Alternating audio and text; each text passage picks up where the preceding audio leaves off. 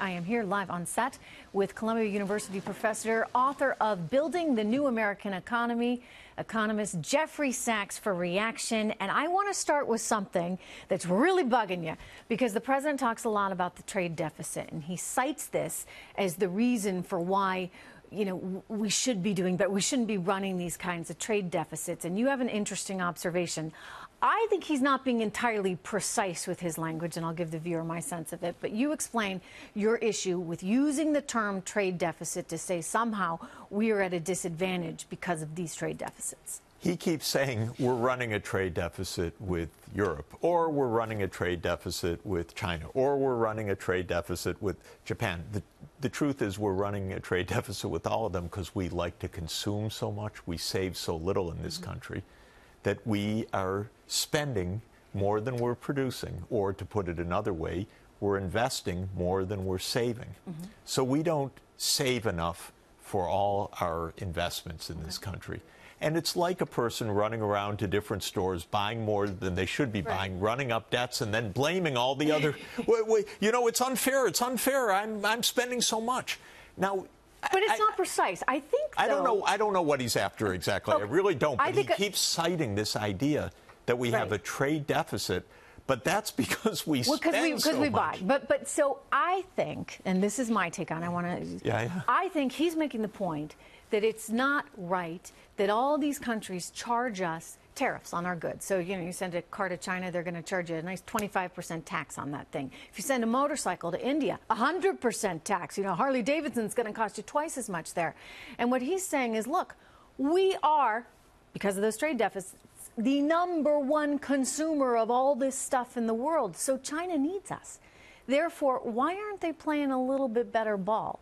Why isn't there a more level playing field? Why are they charging us 25% on cars that we're sending over there if we're not doing the same? And by the way, we're the biggest customer of all that Chinese stuff. Isn't that kind of what he means?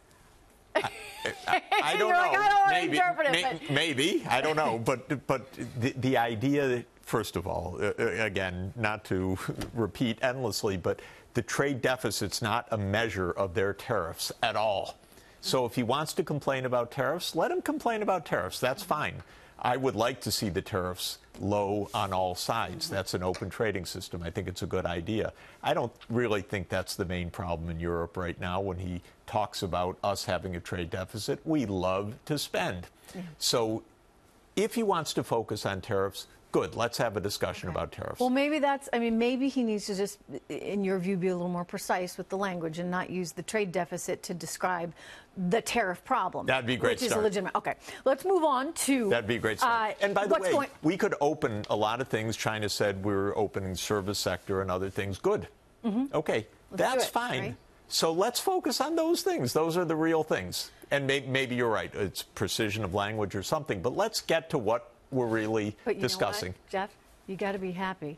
As an economist, as a professor, suddenly you got average Americans out there talking about trade deficits. That's a term that, and GDP. Let me ask you this just briefly. North Korea, it's looking increasingly good there, dare I say, knock on wood. To what do you attribute this? Are we making these advances right now in terms of securing the peninsula's future? And if so, does it have anything to do with what he's done?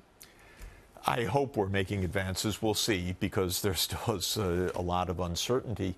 The fact that the whole world came together and said to North Korea, no, and the whole world, China, Russia, Security Council, and President Trump pushed this, we got a global agreement on this. I'm sure that we got sanctions on this. Yes, that was the sanctions, and I'm sure that was a wake-up call. But the point, when you turn to Iran, I think we should understand the same point, which is we also have the world in agreement telling Iran exactly what the president's saying: no nuclear program. That is the agreement right now. And the U.S. shouldn't unilaterally walk out of what has been now put together by the whole world. And I think what's fine... Well, the answer is he uses a little more pressure, maybe more of that economic pressure with all our buddies, just like he did with China to get North Korea to come to the table. One thing is, when you have a world agreement, you don't just walk away from it unilaterally. This, I think, is I think he knows that. He's concerned about well, that. we're going to see. We're going to see that in a few days. So I hope you're right. There's a lot of ambiguity. We'll see what really happens. But if we try to build but hold the agreement in place, I think there's actually a lot to build on both sides. So that would be fine.